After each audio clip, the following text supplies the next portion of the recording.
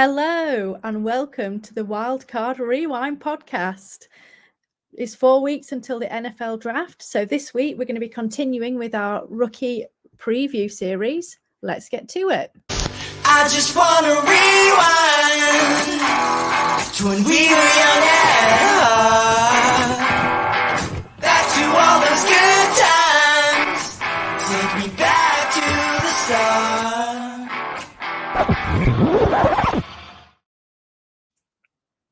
Another week closer to the NFL draft. Things are really going rapidly this off-season already.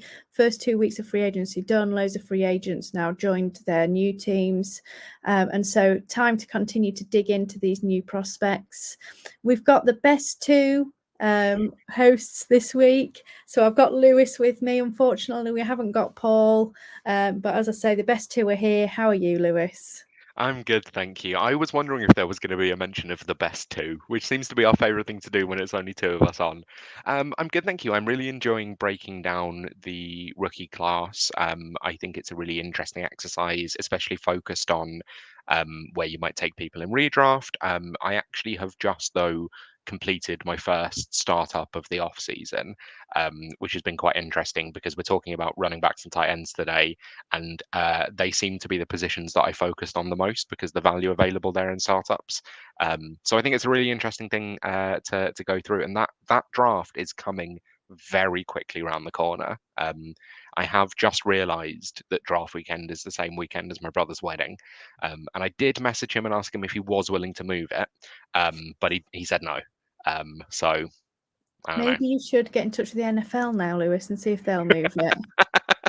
They might consider, they might be up for it. Well, my brother is the reason I started watching football in the first place. So, you know, him and I staying up until 1 o'clock in the morning to watch the Rams pick would normally be the way we'd spend each year, but doing it the night before he gets married, maybe not the best idea.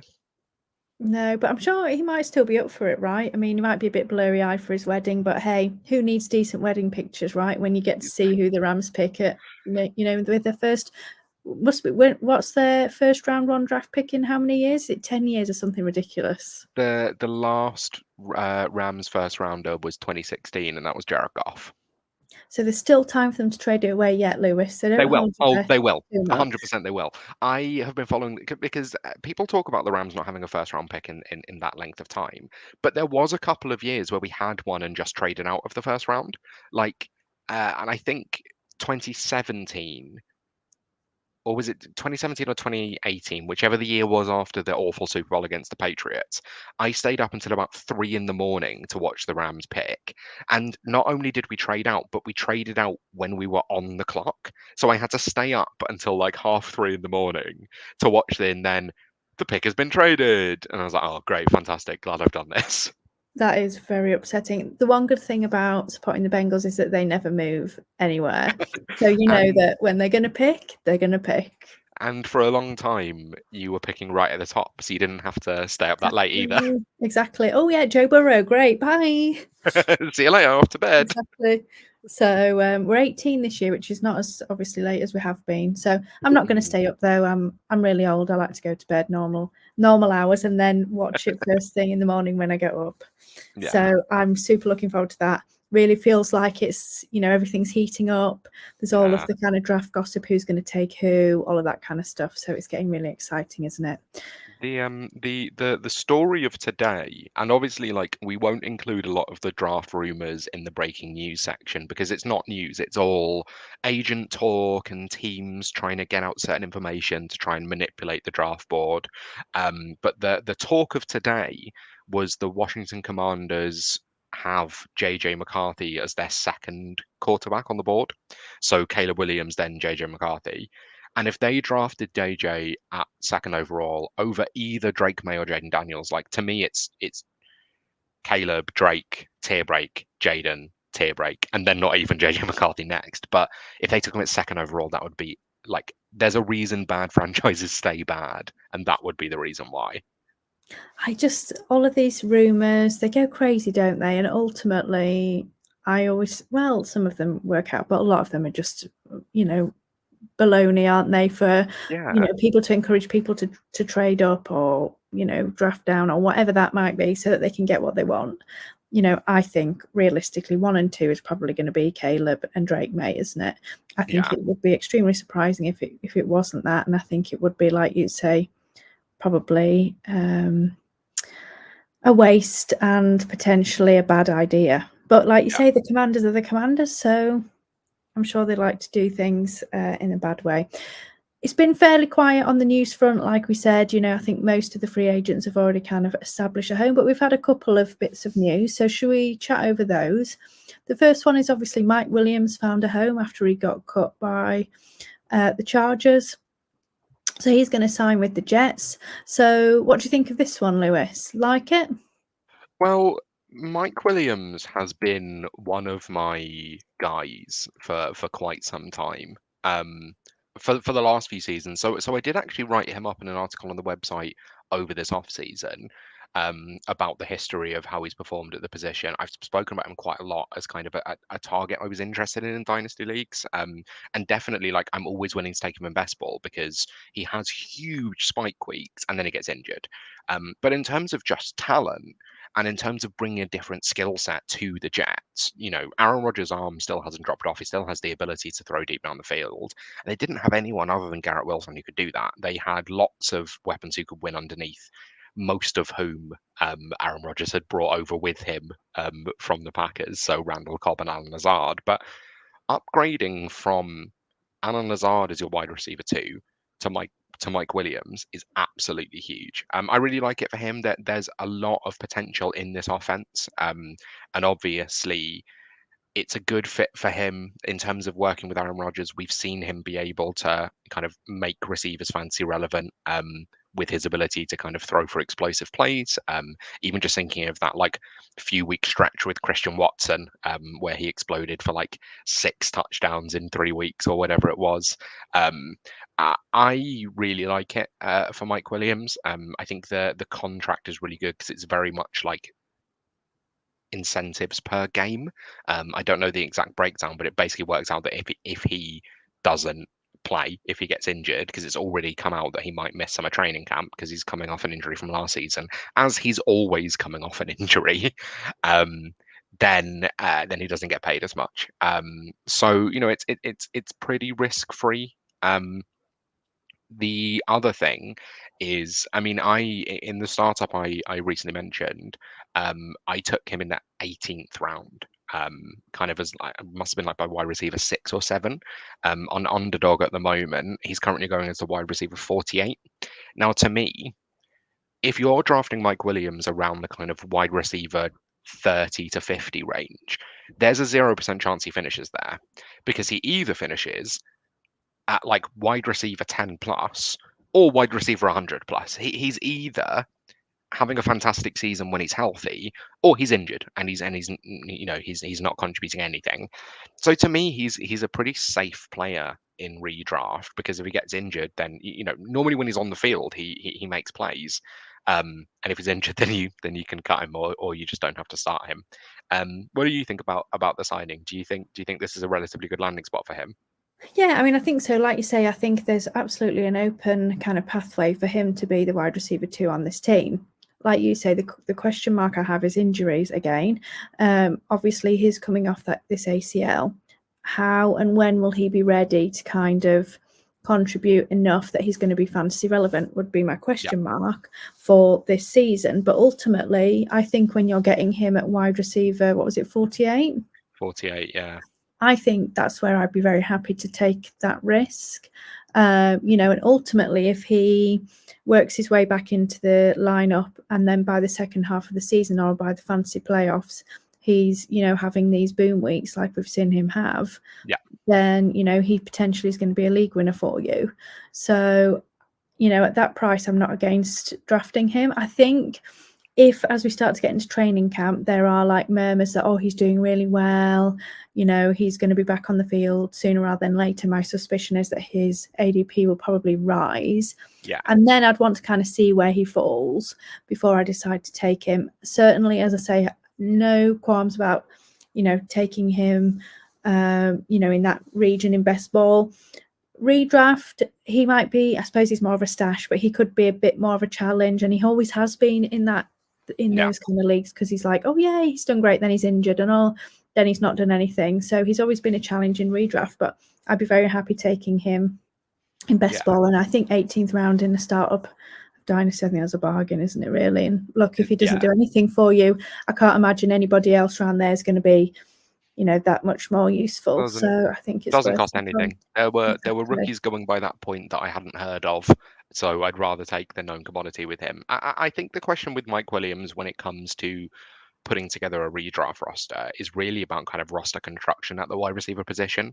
So if he's going, because that ADP currently is seeing him the 8th or 9th round, somewhere around there. So he's at most going to be a wide receiver 3, and I think it's about kind of ensuring that you have enough of a floor at the position with the other players that you've been taking, and then you can afford a bit more of a ceiling outcome with Mike Williams. So say for your wide receiver 2, you went for someone like, let's say, even Keenan Allen, obviously his old teammate, who we're going to talk about soon, but like say someone like Cooper Kupp, Amari Cooper, even someone like Zay Flowers, like someone that is going to get a huge amount of targets and be a decent PPR weapon, and then take the punt on Mike Williams later on to say, well, if I need upside, then this is the guy I can clearly go to, who might be able to win me a week, but also I know I don't have to rely on him because I'm getting my floor elsewhere. Yeah, I think that you make a very valid point, Lewis. It is all about construction, isn't it? And understanding what you've got and where you want upside and where you want kind of stability and potentially just those points. And I think if you've gone for a lot of high upside guys, then potentially it's a riskier bet to make, because you may end up with nobody who's kind of decent to start. But if you've got some of those safer floor guys, then he's certainly up for the upside, isn't he? Yeah. So shall we talk about his former teammate, Keenan Allen? I mean, after they got rid of Mike Williams and they restructured the contracts of the 2 defensive players, I really thought that they were probably just going to keep him, the Chargers. But obviously they decided, no, time to kind of cut bait and trade him to the Bears. So I've got 2 parts of this question for you, Lewis. So the first one is, what are your thoughts on this for Keenan Allen himself in fantasy? Are you buying him? Obviously the suspicion is that he's going to end up with Caleb Williams. Do you think having a rookie QB is going to affect him in any way? Do you think that he's washed? And then obviously the next question is based on his old team, the Chargers. Like, what do you think of the Chargers players from a fantasy perspective now? Has that kind of altered your thoughts on them and their kind of stock for fantasy? Not hugely. Let's first focus on Keenan Allen. So Keenan Allen was the wide receiver 8 last year, and that wasn't points per game, so he missed 4 games and still finished as a wide receiver 8. He had an absolutely unreal season. He had his highest points total since 2019 and his 3rd highest of his career. He also, so ESPN Analytics do something called an open rating, which is basically just looking at how often a wide receiver is open. And Keenan Allen was 1st in the NFL. So, I think if people are talking about Keenan Allen being washed, I think all they're doing is looking at the fact that he's currently 31 and going, that guy's probably washed. But last season was arguably his best season of play since he's been in the NFL. The guy still has legs, but also the nature of his game. He's someone that thrives out of the slot. He's more about kind of timing and a great release package and solid route running than he is about explosiveness and burst and acceleration. So that's less like he's more likely to be able to go for a good few years. In terms of whether it's an upgrade or a downgrade for him, rookie QBs normally struggle in their first season and normally struggle to maintain relevant wide receivers. Now, obviously, we just had CJ Stroud kind of catapult 2 wide receivers that none of us were expecting into fancy relevancy, including, I think it was a wide receiver 12 finish for Nico Collins. But that's really not the norm. So even though Caleb Williams is probably a better prospect than CJ Stroud, I wouldn't anticipate Keenan Allen having the same season this year that he had last year. I think it is a downgrade for him. If you're the Bears, you're hoping Caleb Williams can turn into the level of quarterback that Justin Herbert already is. And you also had in that offense, in the Chargers offense, you had Mike Williams normally injured, Josh Palmer's all right, Quentin Johnston terrible, like one of the worst reception perception scores in the NFL. So Keenan Allen was an absolute target hog. In Chicago, you've now got obviously DJ Moore, Cole Kmet, DeAndre Swift out of the backfield, and a rookie quarterback. So I really like it for the Bears, for the actual NFL, much more than I like it for Keenan Allen for fantasy. He's also on the last year of his contract, so it wouldn't surprise me if this is a 1 year thing, that you bring him in to kind of help out a rookie quarterback, and help develop Caleb Williams by having someone that can get open early and easily. So yeah, I don't think it's hugely great for Keenan Allen going into next season. But I mean, I'd still draft him. He's going as the wide receiver 20 currently, so I think the chances are that he finishes above that position. How about you? What do you think about this for Keenan next year? And then we'll come on to what we think about the Chargers. Yeah, I mean, I'm struggling with him a little bit because, like you say, we know he's a great route runner. We know he can get open. So he's kind of like the perfect target for a rookie QB who's still kind of finding their way in the league. So I can still see him doing extremely well, but it's certainly more crowded there now. You know, DJ Moore is going to want to get his targets as well, you know, and they're going to scheme.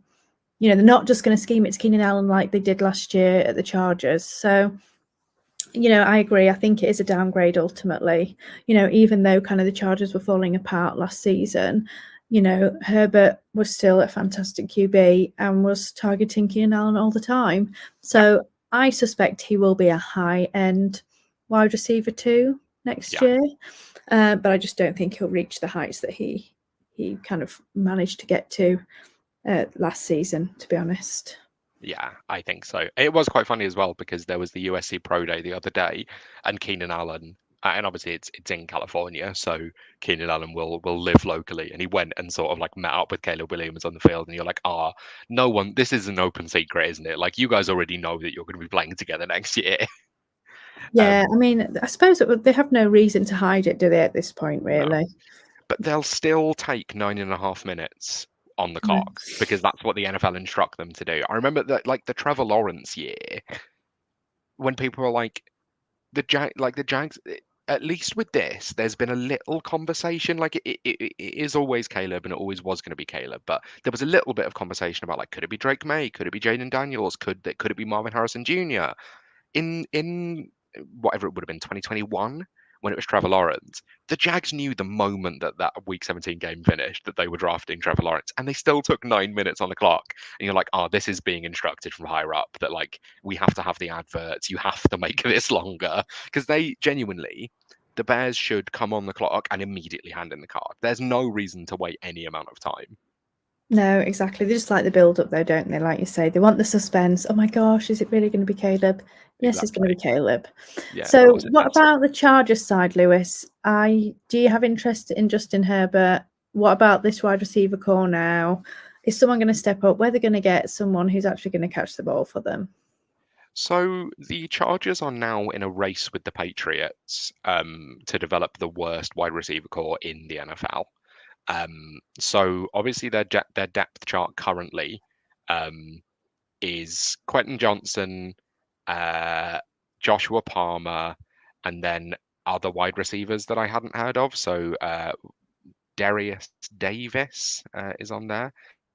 Simi Fehoko is on there.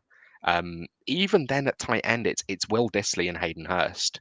So it's, you know, tight ends you might have been able to start off the waiver wire a couple of seasons ago, but no one that you're really interested in.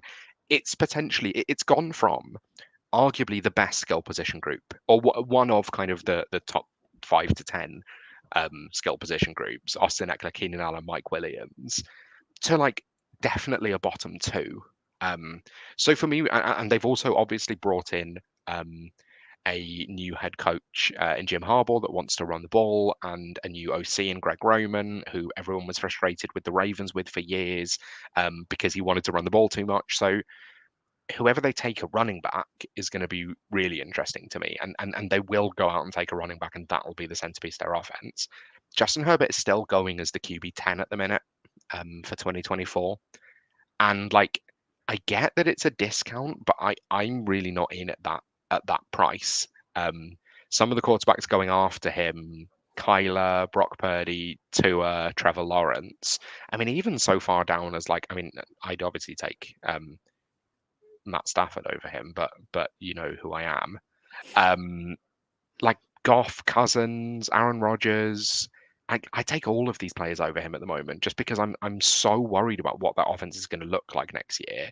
And the skill position group, like I know he's fantastic. He's an absolutely elite NFL QB. But the skill position group is so bad that it doesn't matter if he's throwing bombs 60 yards down the field. If Quentin Johnson is just going to swipe his hands at them and drop them, as he tended to do last year, it doesn't make a blind bit of difference. So, Lewis, if you were drafting today in a best ball tournament, who would be your first Chargers player that you would select? Wide receiver. Oh, like, so the answer should be Quentin Johnston, right? Because he was a first round pick last year. He was kind of the consensus wide receiver 2 or 3. It was normally JSN and then him or Jordan Addison. And I didn't hugely like him, mostly because when you get people that are all about size and speed and contested catches, he wasn't hugely a contested catch guy, but more so than he was kind of a hands catcher. It was all body catching. I worry about that in the NFL. So I wasn't hugely into QJ at cost, but you should really be taking the first round pick over. I think Joshua Palmer would have been a 4th round pick about 3 or 4 years ago. But I'd probably take, I wouldn't take Josh Palmer over him. But at the cost, at where they're going to be drafted, I would rather take a bet on Joshua Palmer to end up finishing higher than I would Quentin Johnston. I'm going to have a little look and see where they're actually going currently. I've just pulled that up actually because this is what I was looking at. Because for me personally, I understand what you're saying. Yes, round 1 pick. You know, I guess there's some upside, but seriously, right? This guy, Quentin Johnson, had the opportunity to show that he could do something in the NFL last year. Every other damn wide receiver was injured. He was basically the only guy on the field, and still he couldn't do anything. Like, I don't understand why you would pick QJ over Josh Palmer personally, because although Josh Palmer, he's not great, but he's shown that he can catch the ball and have some fantasy relevance. You know, QJ was literally, it was him and Herbert on the field and he still couldn't do anything fantasy relevant. Like, and also these guys, they've not drafted him. Like, this is a whole new coaching staff now. You know, I don't think they have any kind of impetus to try and get him to do anything. No. And I think QJ is now one of the few players in the NFL that like has the path to 150 plus targets. The problem is if that 150 plus targets turns into 40 catches for 400 yards, then it doesn't make a blind bit of difference how often the ball's going to end up being thrown at him. So at the minute he's going as wide receiver 65 and Josh Palmer is going as wide receiver 73. Okay, yeah, I'd probably take Josh Palmer over him straight up if it's going to be all the way down in kind of the 14th, 15th round. That said, like QJ could end up being the biggest value of this offseason if because he has the opportunity, he had the talent to go in the first round, even if you didn't like him last year. He was consensus a first round wide receiver, like he was a first round talent. There's a world in which that cost could end up being way too low and he has a 2nd-year breakout. The problem was it wasn't just like with JSN where there were flashes, but also not quite getting the level of targets we wanted that you're like, right, there's upside for year 2. With QJ, it was actually bad. It was absolutely terrible.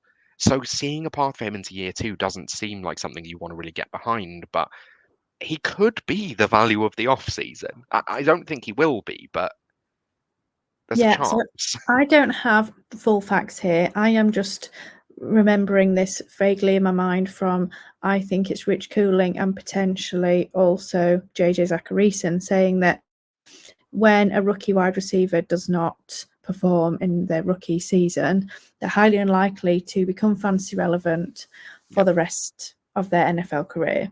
So to me, like I struggle with that. Now he might be the outlier, like so many outliers that we saw last season for all sorts of different things. But I'm just not sure. Again, he's cheap, but I don't know. I'm not sure that I want to bet too much on him, to be honest. I'll probably take a few flyers, because if he's going in like the 15th, 16th round, and he technically is the wide receiver one for Justin Herbert, then that's probably too cheap for me to not do it. But it like only because I'll be drafting him as like my wide receiver 6, so I can cut him in like week 3 when he's done nothing. I just feel like surely there's no way they do not draft a receiver somewhere in this draft, even if it's not with pick 5, and they move down. They're surely got to be getting, a receiver somewhere. And again, I know they're not necessarily that important in Jim Harbaugh's offenses, but no way they're going to be running out with those. I just don't believe that. It's such a deep draft, and like they've got the extra pick from trading Keenan Allen, so they've got a little bit more ammunition.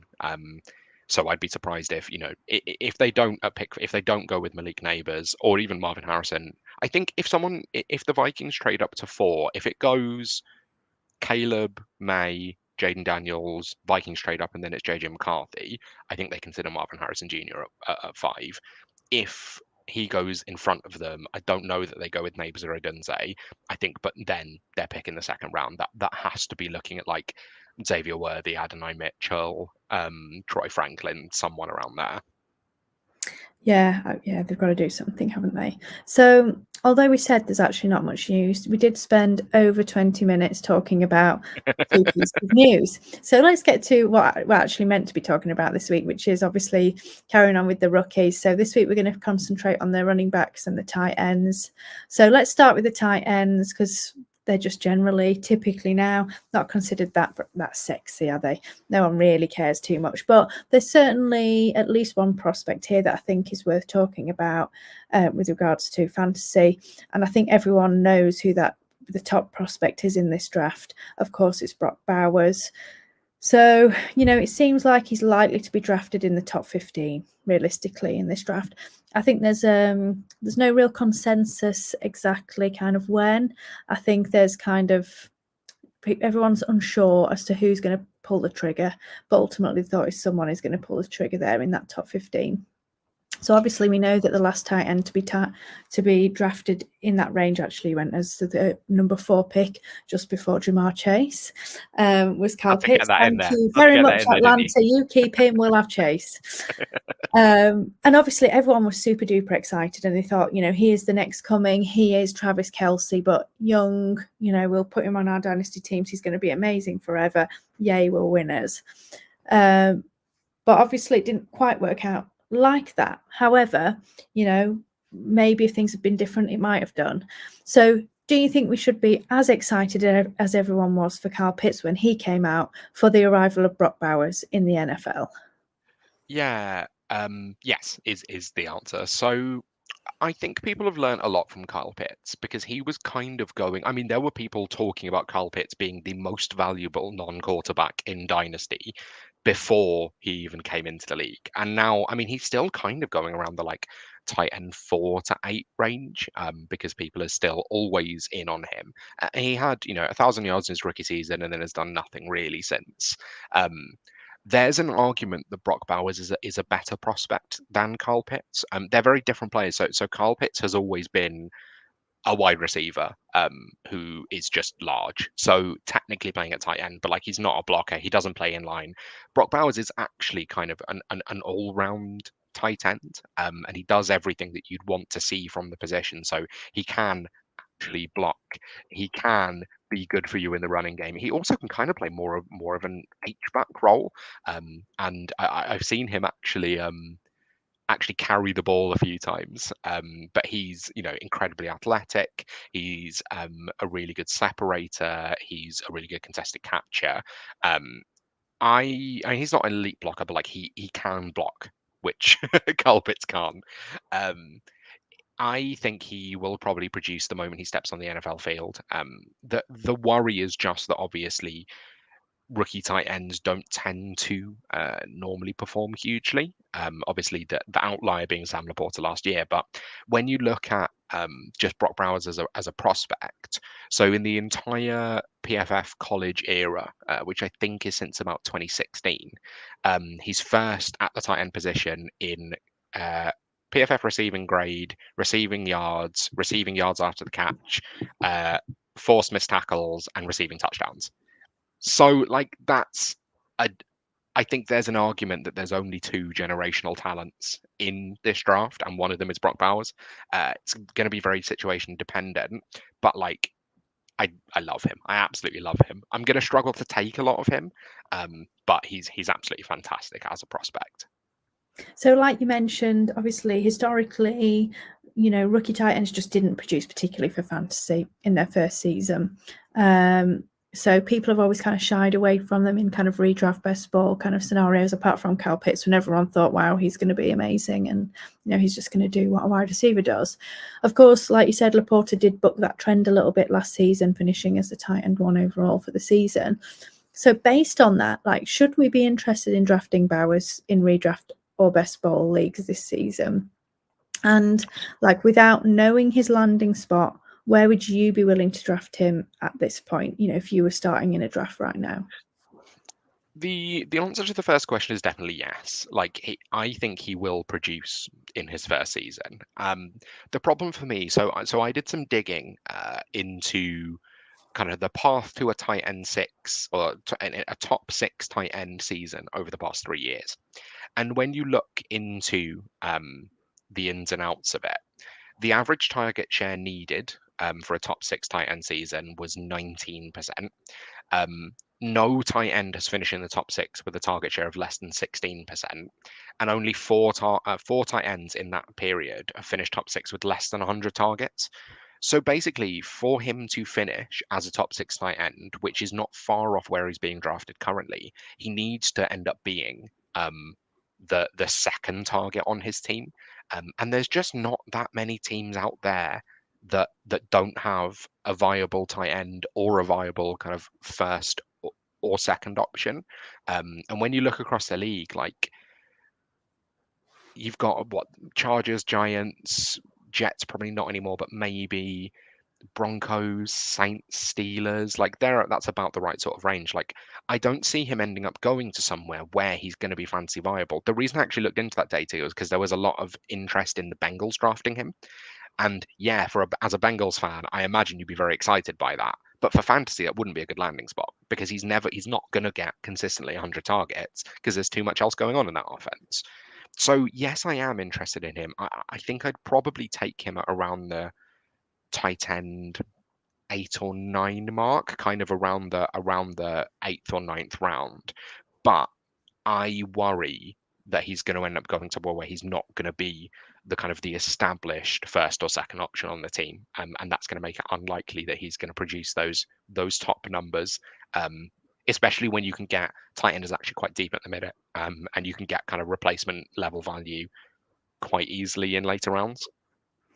Yeah, so I think he would be great fun on the Bengals, but I think for his kind of talent, I think it would be a waste because we've seen what the tight end is on the Bengals team, and that is an ancillary piece. They're not. It's Chase, it's Higgins, it's Boyd. Well, it's not Boyd anymore, so okay, maybe he can, go into more of that Boyd role, but still Boyd was not that fantasy relevant, and he was also, a tertiary piece to Higgins and Chase. So I think ultimately he is unlikely to be fantasy relevant, and I do think that talent-wise, yes, they'll utilize him, but I just think he won't be able to shine as much just because of all of the weapons are on there, or at least for this season anyway.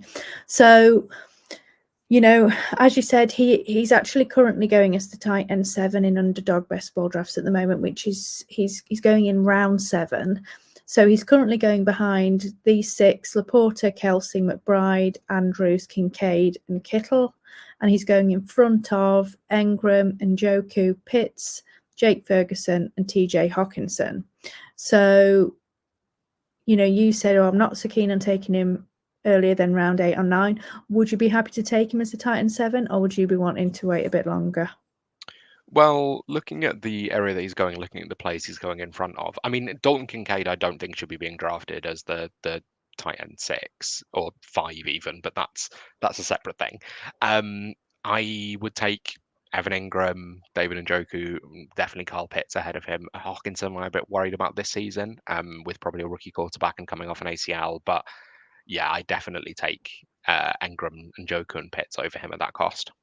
Yeah, I think people have got excited about Kincaid because Gabe Davis has gone and they don't really have anyone else. Yeah, You know, so they think, Curtis Samuel season, baby. well, exactly.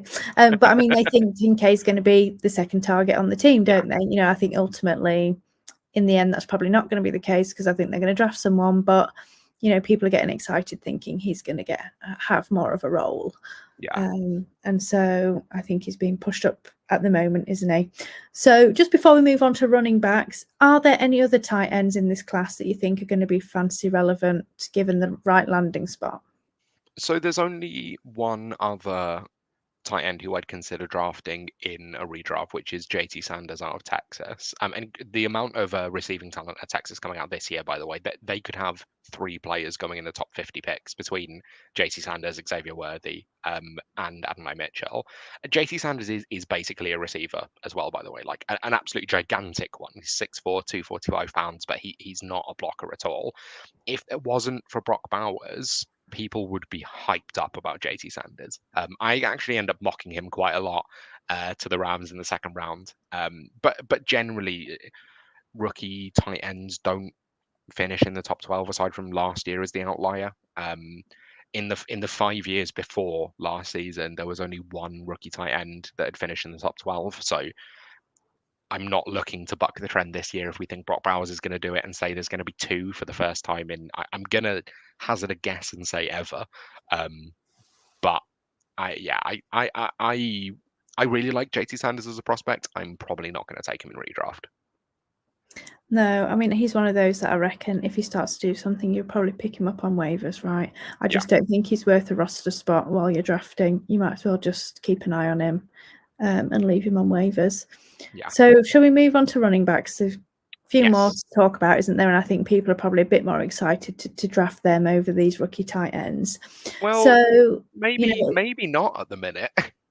but maybe we'll encourage them to want to draft them. Let's see, Lewis. So, you know, from what I hear and what I see, there doesn't really appear to be any of these round one talents, you know, this season. Although, to be fair, the last few kind of drafts, there haven't been that many. Obviously, you know, we had last year, I've gone blank. Robinson, Bijan. Bijan and Gibbs. Obviously, Bijan and Gibbs, yeah, both of them went in round one. But actually, I think at least that the last maybe 2 drafts, we didn't have any round one talent. But I think even based on like a standard year, apparently the talent seems a little bit kind of more bottom of the well, shall we say. Yeah. But that doesn't mean that there isn't any fantasy value there. So I think it's still worth digging into these, Lewis, because ultimately we know that probably one or maybe even more might be fantasy relevant for us this season. So which running backs in this class do you think have the correct skill set or talent to be fantasy relevant this season, and why? Well, so to take it back a second, I looked into this, looking at the last 3 years of data, and on average so it was in a 4-year period between 2019 and 2022. Across those 4 years, 2.25 rookies on average get into the top 24 at the running back position. So like this is the position where you should be taking rookies in redraft. Like they always perform straight out the gate. It's actually quite a deep class. It's not an elite class. There's not that elite talent, but I wouldn't be surprised if we see kind of 4 or 5 backs go on day 2. There are 3 for me who I'm quite in on redraft at the minute. And to touch on a note from a little bit later, the first running back at the minute is going as the RB37, and then there's a run of 6 of them in the next 8 picks. So they're really good value at the minute if you're drafting it in best ball. So my top 3. Trey Benson is my RB1. He's an incredibly smooth athlete. He's got really good bend and lateral agility. He's a good receiver, not a great receiver, but it was mostly kind of check downs or screens than it was kind of as a route runner out of the backfield. And he's kind of strong and fast, but also quick in kind of short spaces.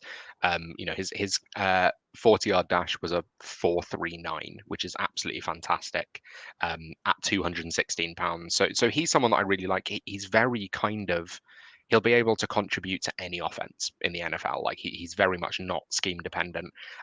So I really like Trey Benson. He's actually changed recently. I'll touch on Jonathan Brooks a little bit later, but Trey Benson has now become my outright RB1.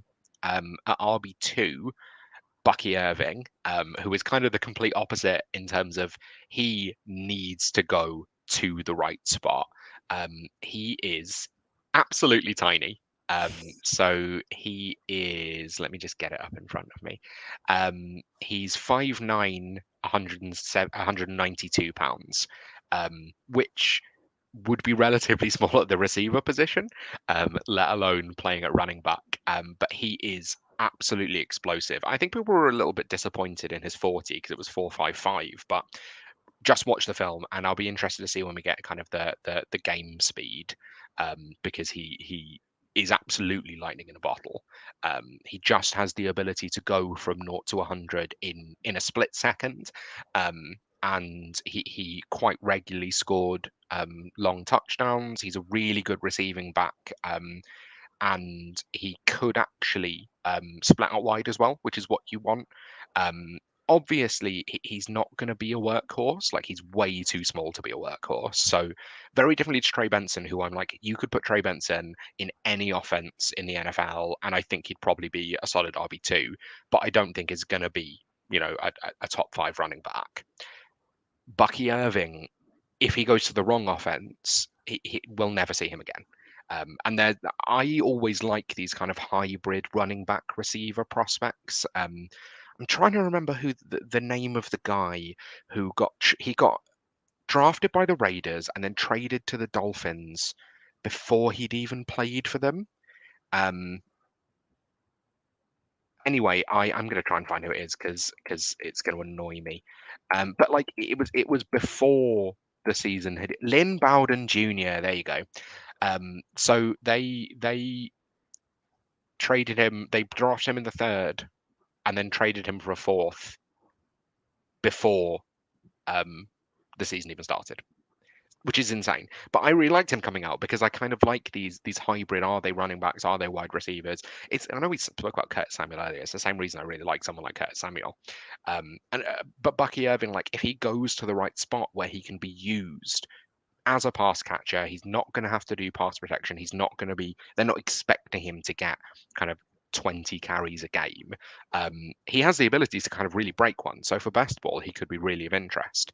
And then very differently, Braylon Allen, who is a lot of people's RB1.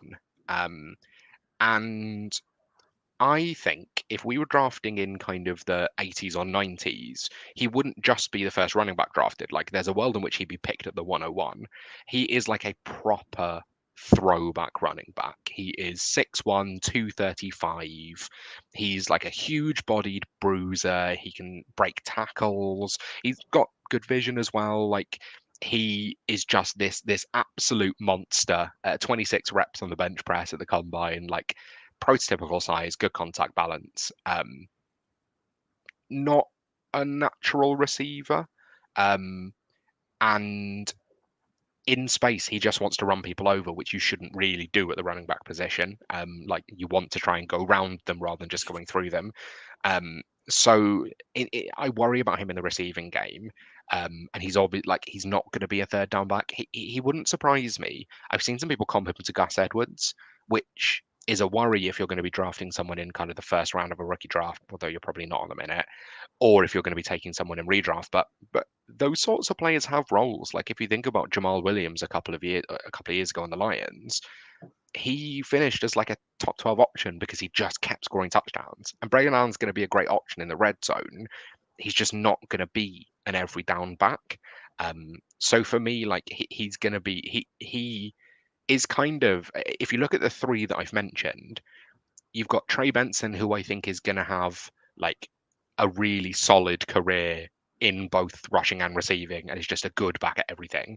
Bucky Irving, who's all receiving and no rushing. Braylon, who's all rushing and no receiving. So the highest upside of the three is probably Bucky Irving, but I take Trey Benson over him. Braylon Allen, like, I think just has no ceiling at all, but like is going to score a bunch of touchdowns and get a bunch of yardage because he's a good running back. He's just not what we want right now in the NFL. And I mentioned Jonathan Brooks as well. So Jonathan Brooks is actually going around the end of that range that I'd spoken about earlier, which I think is strange because he tore his ACL a few months ago, like in November, somewhere around there. So I don't think he should be on the redraft radar this season. He would be my RB1 in the class. He's a really explosive one-cut runner. He has really good patience and vision. He is quite good as a pass catcher as well. But I think he's going to be kind of landing spot dependent, and there's a worry that obviously he just kind of doesn't contribute at all in his first year because he's still recovering from that ACL. There's a few others as well. I don't want to kind of overwhelm with information. But players that I'm slightly lower on. The nature of this running back class is you can kind of pick your poison, and everyone has, like, not just everyone has a different RB1. Everyone's top five is in a completely different order. And I know for me that, like, it's changed so many times. I'm quite happy with where it is at the moment. But you can also have someone be, your wide receiver 4 in this class. You're probably going to want to draft, towards the back end of a first round in dynasty rookie drafts. Your RB4 might be a third round pick. Like, it just depends on what you look for at the position. So there's other players like Blake Corum, who is kind of challenging with Trey Benson and Braden Allen normally for kind of that top spot. Marshawn Lloyd, I've seen a lot of people really like. Audric Estime is someone that I liked, but he is very much in kind of the same sort of situation as Braylon Allen in terms of who he is as a player. But then he went to the combine and really disappointed. Now, I spoke about this when I went on the Fancy Sanctuary show, that, like, it doesn't mean that he's just immediately a terrible player. But he ran a 4.71. He's just a power back. Like, he's just kind of a big bodied power back. But with that 4.71 is going to be hugely worrying for him. So he was kind of a top 5 back on my radar beforehand. This is the thing. I really like this running back class. It doesn't have a Breece Hall or Jahmyr Gibbs or a Bijan Robinson or even like Najee Harris and Travis Etienne a couple of years ago. But it's got lots of good running backs who are going to go higher than people think they are. And when it comes to the draft itself, I think the moment one of them go, you'll see the rest of them start to go in the next 20 picks. People just wait for someone to take that first one. But yeah, that's kind of the top 3 that I'd really like to look at in redraft this season. So it sounds like, Lewis, that landing spot is going to be or play a massive role in a lot of these running backs this season, and kind of tweezing and separating them out between who we think is going to be like more relevant, etc. And we know that opportunity typically will dictate fantasy relevance, particularly in that kind of running back 2-3 region at the position. So kind of moving on from that, which teams do you think are going to be good landing spots for rookie running backs in this class, and would then make you obviously more interested in drafting the rookie that kind of lands there? Yeah, so I'm really interested in kind of the importance of landing spot. And I think running back is probably the position more than any where it does make a difference, because you are expected as a rookie to contribute immediately. We expect our rookie running backs to be relevant in their first season. But I think we're bad at judging what a good landing spot is. And I know it's quite easy to come back to kind of the Clyde Edwards-Helaire versus Jonathan Taylor thing from was that 2021? Or might even have been a little bit before that, actually. That might have been 2019 or 2020. Wasn't it? I think, was it? Yeah, yeah, it must have been the Joe Burrow year. It's insane that was that long ago. And everyone except Jonathan Taylor is on a new team now. Like that exciting, incredible running back class of CEH, still a free agent, Jonathan Taylor, and then DeAndre Swift on his third team, Cam Akers traded to the Vikings, J.K. Dobbins incredibly injured, Antonio Gibson on his second team, AJ Dillon's been re-signed, I guess. But yeah, how exciting. But yeah, so landing spot. It's not the landing spot doesn't matter, it's that we're bad at judging what good landing spots are.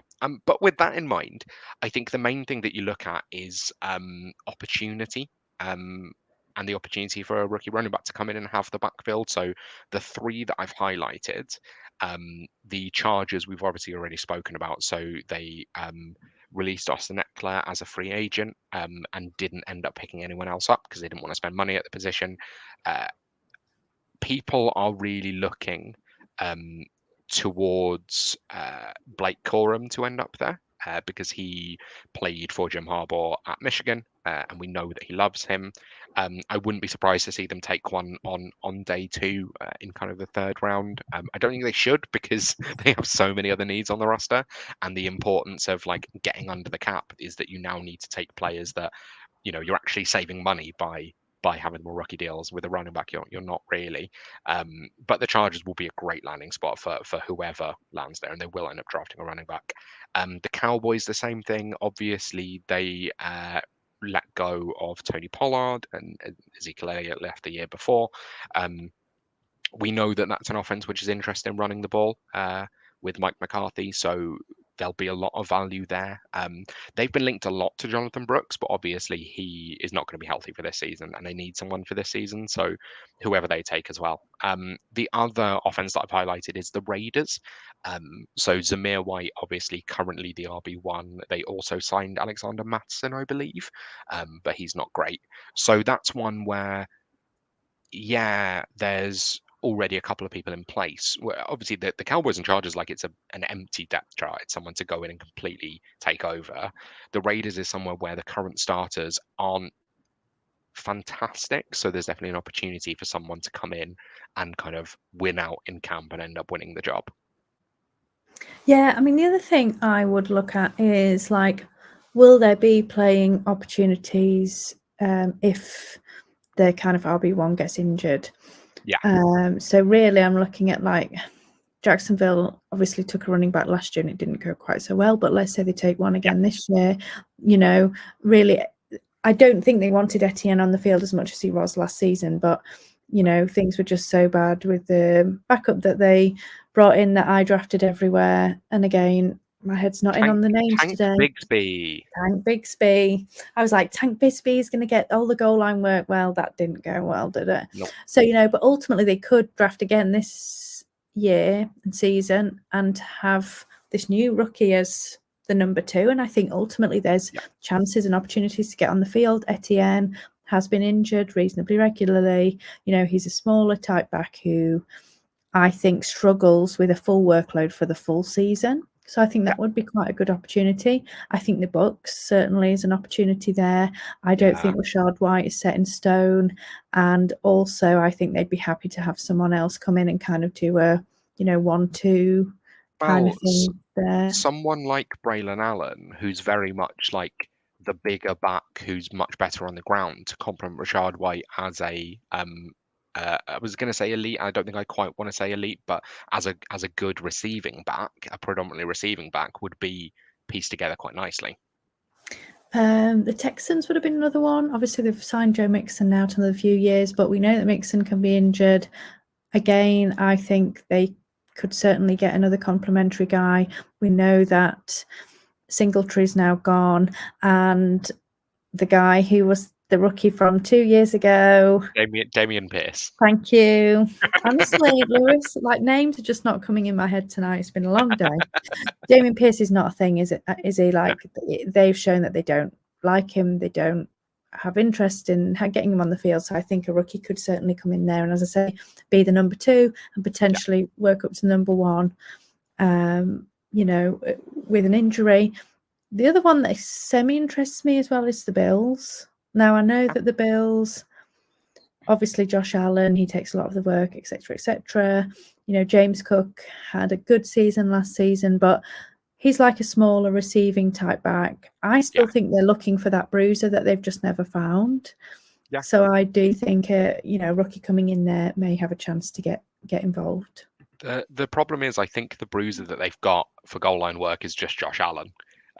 Yeah, Whether it's you true. want to keep doing that, I don't know. Whether you could bring in a goal line back to kind of try and let Josh Allen not get injured, then fine.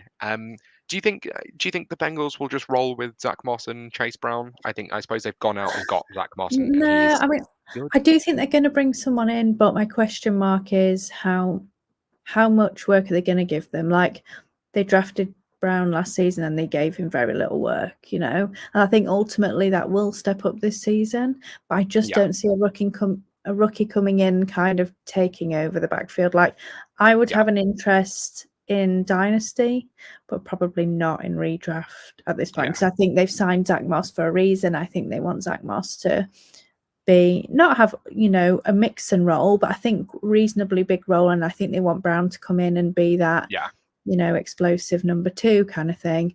And then I yeah, think they'll mix the rookie in very occasionally, but I just don't think the rookie will have any kind of relevance this yeah. season. Well, you've touched on something really important there that I wanted to raise, which is that each year, so we're talking about the relevancy of these rookies in redraft. Nice alliteration there.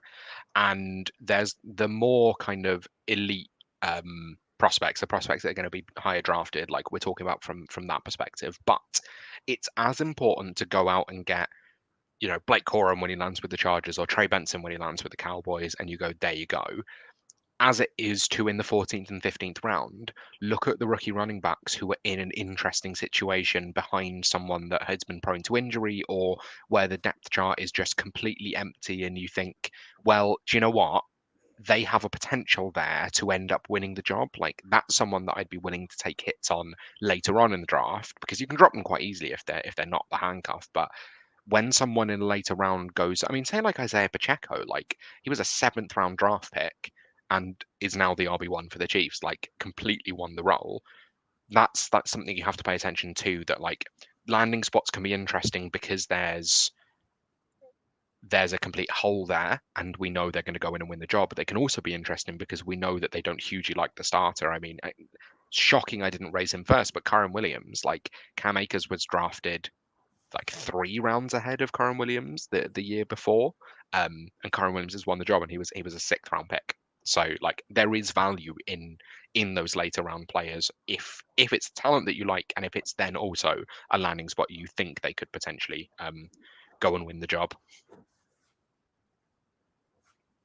I knew you had to squeeze the Rams in somewhere, Lewis, and you finally did it. Only took you 57 minutes to squeeze That's someone in. I'm that's surprised it wasn't Puka, to be honest, even though it's a running back show. I genuinely debated earlier today when we were talking about Quentin Johnston. I was like, oh, and who would have thought that, the year afterwards, Puka's going as a top 10 wide receiver and Quentin Johnston's barely even being drafted. And then I was like, I mean, I know Paul's not even on the show, but something in the back of my head was like, Paul will make fun of you if you say that. You'll get made fun of if you bring up Puka for genuinely no reason. But I did anyway. Look, I did it now. Here So we are, Puka again. So just before we finish, Lewis, are there any players in this running back class that you are higher on than consensus and you think, oh, I quite like this guy, I'm going to take him as a flyer in kind of the last round of my best ball or redraft league and just see if he does anything? there was, and then he went to the combine and went absolutely insane. So I really liked Isaac Garendo, coming out of Louisville. He was someone that I thought had a really good potential kind of as an explosive runner, as kind of catching out of the backfield, and like a good size speed combination. But then he went and ran a 4.33, and now everyone's on it. Everyone's on him. So I was actually annoyed when that happened, because it was someone that I was really into, that yeah, ended up is now going to be, everyone else is interested now as well. The other player that I'm interested in a little bit, and I need to do some more work on, is Tyrone Tracy out of Purdue, who I mean, I know I've mentioned I like running backs with receiving upside, but Tracy actually was a wide receiver. So he was a wide receiver that then converted to running back just for his last season in college. Ran a 4.48. He's really bendy. He's really good at kind of getting yards after contact and kind of yards after the catch. But like as a gadget threat out of the backfield, he's really strong. Obviously, like he doesn't quite run with discipline yet because he's been a running back for 1 year. But that's someone that I'm potentially interested in later down the board. Interesting name, Lewis, and like you say, probably worth. You never know if he's going to be. The thing is now, receiving work, more and more is useful and important in fantasy for running backs. So I think if he's going to have some sort of role there, then he may well carve himself out for something from a final round pick. Might be worth it, right? Yeah. So we're very almost finished, Lewis. So I think it's been a really great kind of overview for the players that we think are potentially going to be fantasy relevant this season from the running back and tight end classes. But any final thoughts on those before we go, Lewis? I think the big thing is that, don't get disillusioned with this class just because there's not a Bijan Robinson. Like, this is still a good class and there's still a huge amount of upside. And I would definitely make sure that you're taking a lot of kind of scattergun approach to running back position later on in the draft, because there's absolutely talent down the board. And people are very put off by the class at the minute, but there's a lot of potential there. Yeah, I mean, I think, like you say, there's absolutely nothing to lose. Like in the range that they're going, there really is nothing, and there could be everything to gain. So thanks, Lewis. You gave us a fantastic overview. As you can see, everyone, I did absolutely nothing. I just asked a load of questions and let Lewis teach me along with you about all the rookies coming in this season. So thank you so much, everyone, for tuning in. Obviously, you know where we are, at Wildcard Rewind on X. And of course, you can find us on YouTube. You can search the @Fantasy Wildcard. Don't forget to subscribe. We've got loads of exciting content. It's not just us, it's Dynasty, it's Devi. There's so much coming at you. So make sure you head over there and check out some of our videos. Otherwise, we've got one more show next week looking at our rookies. And of course, that's the rookie wide receivers. I've heard loads of great things about these guys. So looking forward to digging in there. So we will see you all next week.